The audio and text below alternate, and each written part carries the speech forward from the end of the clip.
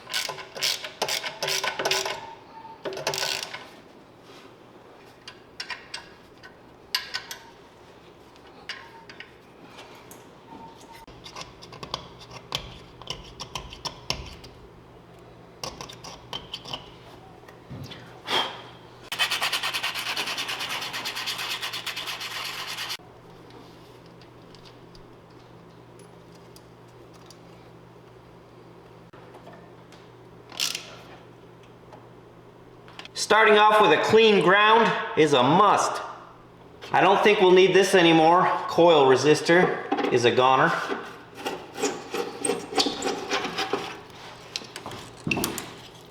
However, we will need this, and I went all out and got a brand new coil.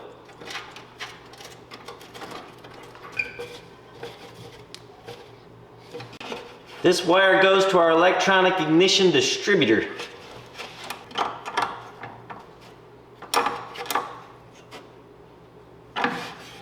This red wire also does, and this is a positive side. I think I can hook a positive wire right to the battery here, and that'll power the distributor and the coil up. New spark plug wire. I'm only hooking up the coil side because I want to check the spark first before I plug it in. This will be our temporary positive for the coil and ignition. By positive, I mean 12 volt power. I'm quite frustrated. This is a 3/8 wrench.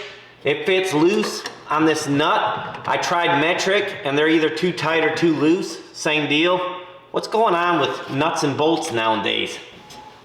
I'm hooking up a manual oil pressure gauge for now. I'm actually not even going to hook the gauge up just yet. I want to see if oil pumps out of this hose first. This oil has zinc in it, which is made for older vehicles that don't have roller lifters and parts or rockers, whatever. Tappet style stuff, that's what zinc's for. Softens the blow, I guess. What I didn't know was you can get a zinc additive. You don't have to buy the actual oil with zinc in it. Buy oil, put zinc additive in it. That's what I'll do in the future.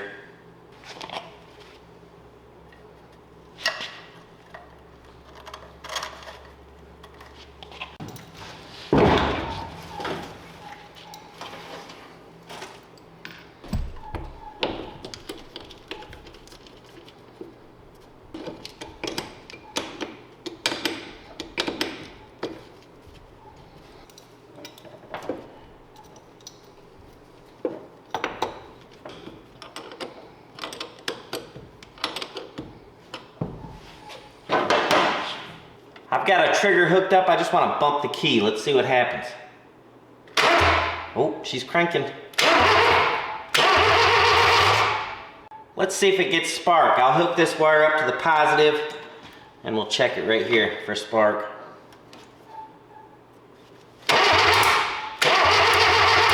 Woo! Hot spark. I'll show you.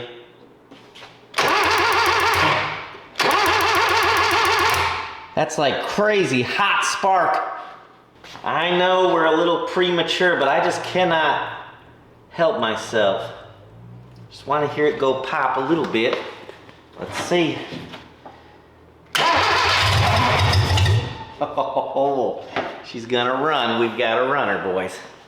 I was cranking it over, and as you can see, we have oil coming up the oil pressure line, so I'll hook up the gauge.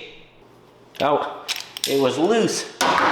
What I'm doing is taking out this heater hose nipple, because I'm not going to use it. And I'm going to put the gauge in there, the coolant gauge. For now, I'm going to put it in there, because the sensor won't come out, and I don't want to damage it. The sensor I'm referring to is right there underneath the alternator bracket.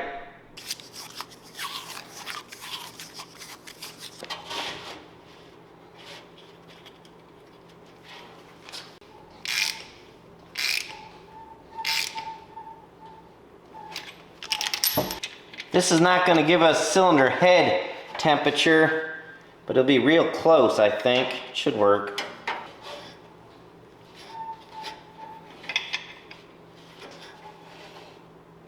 For now, this will be our gauge location on the antenna. It's hard to get you up in here to see, but this is just the vacuum advanced hose.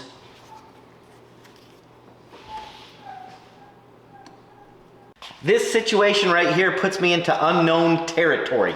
This old radiator is basically shot. It was leaking a little bit, but I'm sure it's gonna have a lot of leaks if we use it. It's pretty junky, doesn't have brackets on the side, so I decided to get a new one. This one, although wider, it bolts directly into the truck just like it's supposed to. It's made for a newer model truck. Because it's a newer model truck, the input and output are in the wrong spots. This needs to be over here, this needs to be over here. So I'm gonna have to cut these off and weld them back in. This would seem pretty straightforward, but this actually is where the problem comes in. I've never welded aluminum before in my entire life. Other than practicing a couple times after I purchased this welder, I'll show it to you in a minute, I've never done any aluminum welding. Great part is I'm not afraid of failing, which would seem inevitable in this situation. And I do believe a blind pig can find an acorn every now and then. So we'll give it a shot and see what happens. There's a quick glance at the welder I got. It's an Everlast 200 DV, means dual volt. You can plug it into 120 or 220. I've been practicing on 220. Am I sponsored by Everlast? Absolutely not. Do I wish I was? Absolutely. I'm using a brand new cutting wheel so that it's not contaminated with anything. When I cut it, it should be clean. I'm wanting to show every single step that I do on this radiator, so if I make a mistake, you can correct me in the comments, and I could learn from that because I really don't know what I'm doing here. Will this catch on fire? I don't know, but I like the idea of protecting the fins, the radiator fin.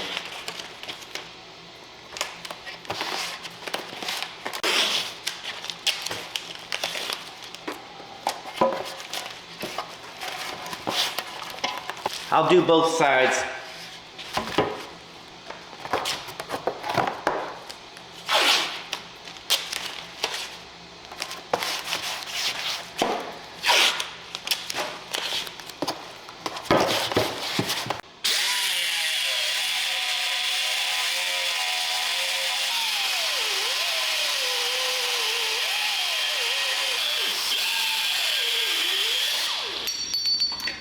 Another brand new wheel to clean up this a little bit. My thoughts are to leave this weld on here because it's thick like, and I'm thinking maybe it's easier to weld if I have like a lot of material. It won't be as thin. We'll see.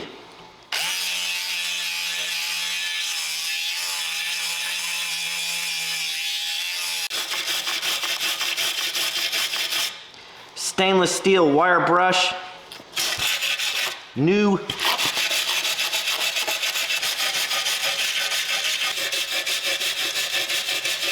Until I get more familiar with thin metal, the gauge size, I bought this gauge to tell me the size gauge I'm working with. It was off of Amazon or something, it was real cheap, but it is handy for me. So it's 14 gauge is what we're working with. I'm gonna find a piece that's 14 gauge and practice a little bit before I start welding the radiator.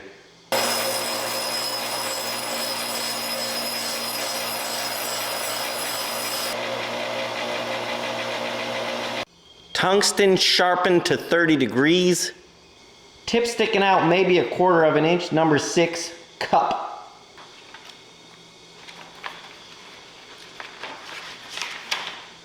Looked in the book to see what this machine's supposed to be set on for that thickness metal, so that's what I'm gonna set it to.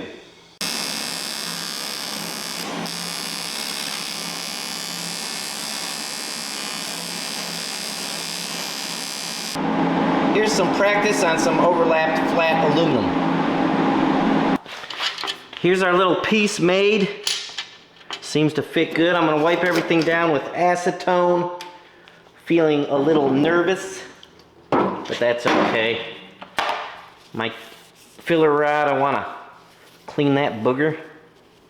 Don't want any contaminants because I don't want any leaks.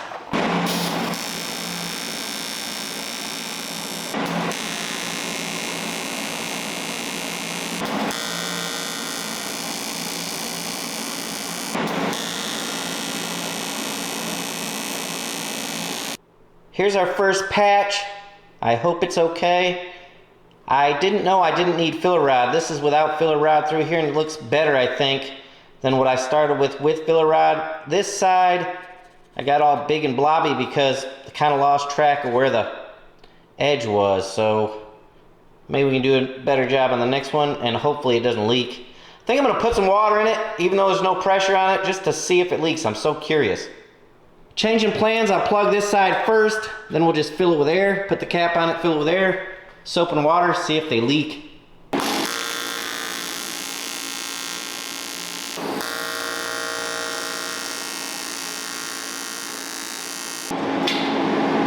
Looks like I tapped it a little bit. I'm gonna clean it up, sharpen my tungsten, and I'll just get back with you when I get it done. Here's the other side done. Pass your judgment, and let's see if this thing leaks. It got a little dirty and grainy here on the end, I don't know.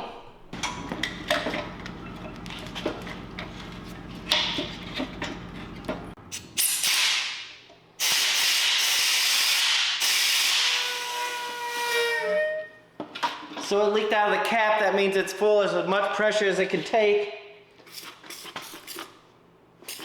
Soapy water. So we only have one little leak. And to show you it's pressured up, watch this. Whoa!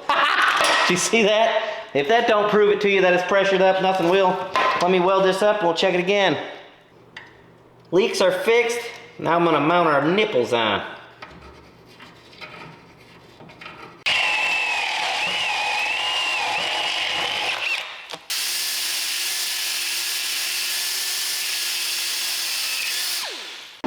I should practice, but I'm running out of time. I got that nipple all cleaned up, hole drilled, ready to weld. I'm gonna go for it.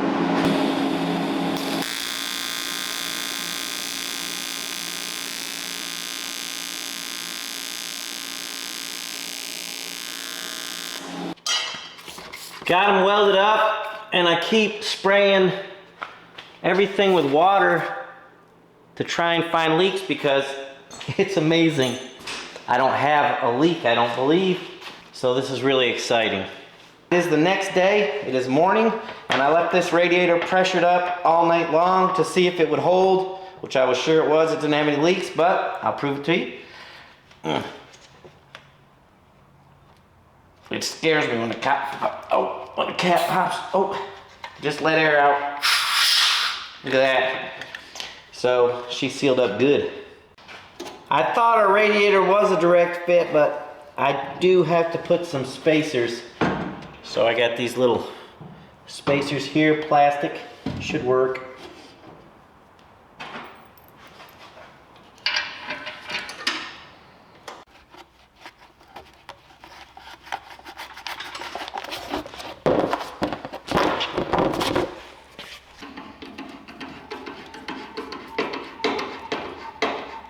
Radiator is installed with custom hoses. I was not expecting the radiator deal to go as smoothly as it did.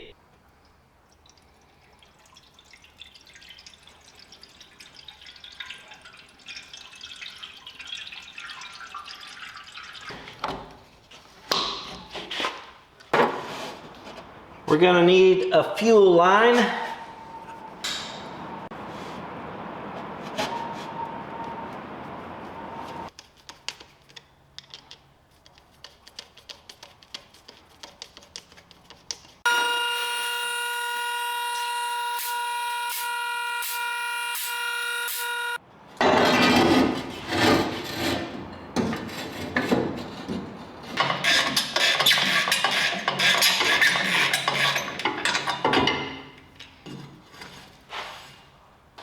want to have a muffler, at least a temporary muffler, so I can listen to the engine real good.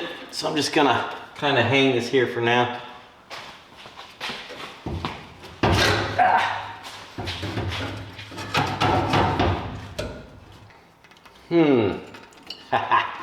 Well, it won't rattle. And we're not using this right just yet.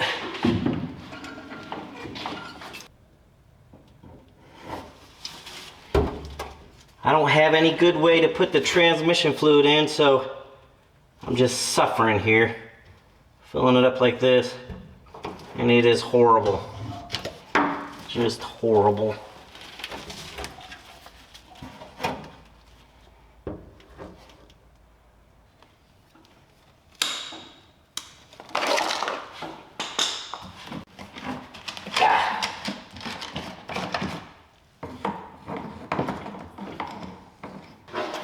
Let's see what happens.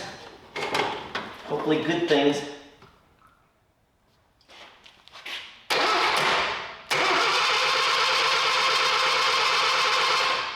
That ain't good. Oh, well, let's hook up our coil and things.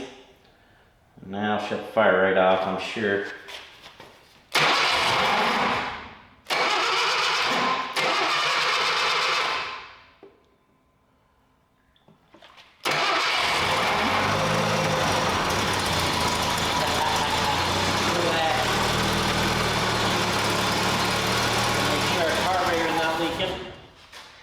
Float filled up, level is perfect. That's pretty cool. Let me show you in a minute. I want this thing to run.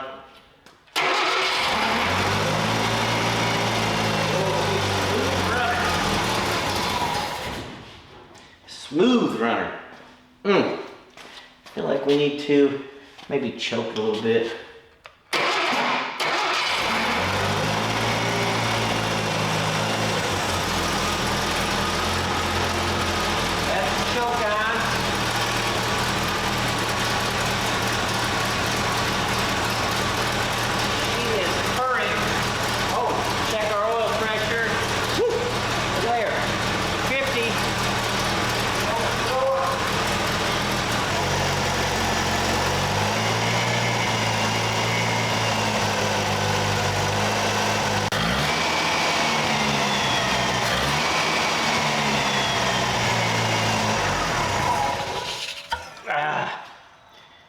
There's our first start. I am mesmerized by this glass carburetor bowl. I just can't stop looking at it. I want to try it again.